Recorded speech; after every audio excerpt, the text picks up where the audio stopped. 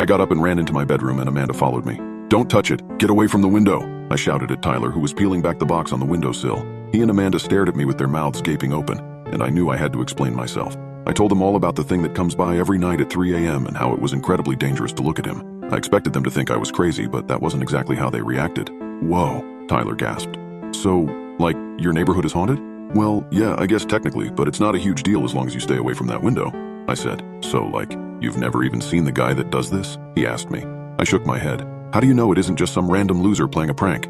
Trust me, if you heard it, you would know that it isn't anything human," I told him. He looked at me with a flash of excitement. "What time is it?" he asked. I checked my watch again. 2:58. I stuttered and then looked at him in terror. I did not want them to witness the snapping. "We can't be in here. Let's go back into the living room," I blurted and tried to herd the two out of my room, but Tyler wouldn't budge. "No effing way, man.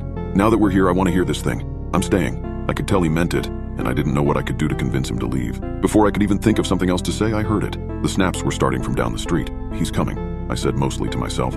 Tyler and Amanda fell silent and strained to listen for the sound of his arrival. "I don't hear," Amanda started to say, but she was cut off by the sudden sound of snapping that came from right outside the window. I groaned. He was here. Tyler, who was facing the window, fell backwards onto the floor. "Holy crap," he giggled. "It's real." I didn't like the look I saw on Tyler's face. He was eyeing the window up and down like it was a roller coaster he was about to ride, a plunge into adventure that he was ready to take. "Come over here, Tyler. It's not safe by the window," I said, but my words were lost on him. "Tyler, get over here!" Amanda yelled. The snapping started to get louder, and Tyler's visage changed from excited to afraid. However, that glimmer of adventure still shone in his eye. "Why can't we look at him again?" Tyler shouted over the growing noise. He started to move hesitantly towards the rattling window. I tried to shout back an answer, but the snapping was already deafening and it drowned out any sound of my voice. The fan was turned off. Amanda covered her ears and crouched down to her knees. I could tell by her face that she was crying. For a second, I bent down to comfort her, and when I looked up, I just barely caught Tyler's mouth moving.